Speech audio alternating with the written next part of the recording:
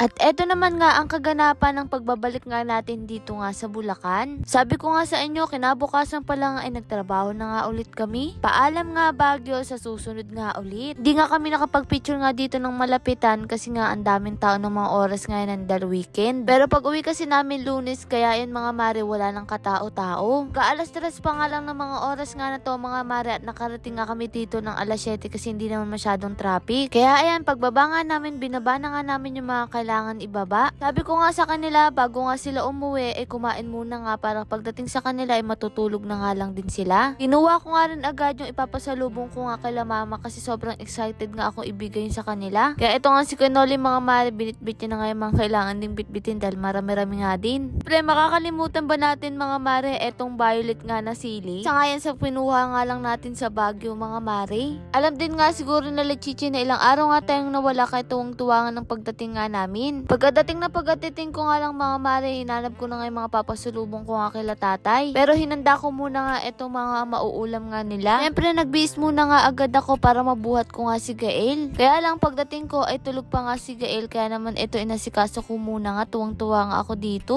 Ito nga unang hawak ko, ibinigay ko nga kay tita. Kasi sila ang nakasama nga nila mama nung wala nga kami. Abay pinagmalaki ko nga din yung ibibigay ko nga kay mamang mga damit sa kabag. Meron din ako binili dyan tsinelas. Ito lang naman yung pinagbibili ko nga doon mga mare, yung damit na may Baguio at itong mga tsinelas nga. Andito nga rin pala nga si Onsay mga mare, kaya ayun ibinigyan ko nga rin siya ng tsinelas. Sumunod naman syempre yung kay mama nga. Para kapag aalis nga kami ay peres nga kami mga mare ng tsinelas ni mama. Kay Gael nga ay tulog pa kaya hindi ko naman mapapakita sa kanya, at eto sinukat na nga rin ni mama. Oo nga, hindi nga sila kasama pero nasa isip ko pa nga rin sila talaga yung nasa isip kong bilihan. Ganun kasi ako, kahit nasa bilihan ako ay talagang nasa isip ko pa rin yung mga naiiwan. Kay tatay naman nga mga mare, ibinigay ko na nga rin sa kanya. Sa susunod ipapasuot ko para mapakita ko nga sa inyo, bagay na bagay kasi sa kanya. Ito na may kinabukasan nga mga mare, pumunta na nga rin ako dito para tumao nga kahit sandali nga lang. Sabi ko sa inyo, hindi na rin kami talaga nagpahinga kahit nga medyo nakakapagod ang biyahe. Sabi rin pala nakapansin nga kay Mercon, dito na nga po siya nagtatrabaho ngayon. Sabi ko nga makikiluto nga ako sa kanya, kaya lang ng mga oras nga na to ay wala pa nga daw mga maring okoy. Dahil naubos nga daw, at eto syempre makakalimutan ko ba nga mga mare, mga pasalubong nga nila. Kaya pinaghahalungkot ko na nga rin dito mga mare, pare-parehas lang naman sila dito. Ng mga oras nga na to, dalawa lang nga sila, kaya dalawa pa nga lang nabigyan ko. Maya-maya lang siguro idarating na nga din yung dalawa. Kaya naman sabi ko magluluto nga ako, kaya lang wala. Kaya ito nagpapaturo na nga lang ako sa mantika. Pakiramdam ko, bumalik ako sa dati kong trabaho mga mare. Dami ko na rin kasi pinasukang trabaho kahit bata pa nga ako nun. O siya, etong si Randall, wala pa naman kami almusal, kaya naman nagluto na nga lang din siya dito ng noodles. Balik kasi 3 minutes lang ay mabilis ka na nga makakakain nga dito, tapos DIY pa. Ngayon nga hindi nga siya mga mare magno-noodles na may sabaw. Para nga etong pansit canton. Ayun nga, ialisin mo ay tubig niyan. Natanong nga niya ako ng mga oras na yan kung gusto ko, sabi ko maghahati na nga lang din kami. Rin pala kami pumunta dito kasi ilang araw nga din kami na wala mga mare, kaya kailangan pumunta tayo para maasikaso nga rin yung negosyo o mabisita. Marami pa nga rin talagang nalilito kung saan nga tayo. Nandito lang tayo sa Centro Mall, Malolos, Bulacan. Pagkaakyat mo nga sa second floor, ay na nga mga mare, makikita mo agad ng Korean Crave at syempre ang Okay King natin. Kaya pwede nyo nga dalhin nga dito yung pamilya nyo mga mare. Mga oras nga na to, sobrang nanghihinayang nga din ako sa mga customer kasi ang daming pupunta, kaya lang wala pa nga kaming maibigay dahil wala pa nga yung deliver. Sabi na nga lang namin bumalik na nga lang sila mga mare. O siya, dumating na nga sila Ate Glay, kaya naman ayun binigay ko na nga rin sa kanya, pati nga kila Ma'am Chichen. Ito nga lang din mga mare, mga napamili nga namin. Sabi ko nga pala dinagdagan ko na nga.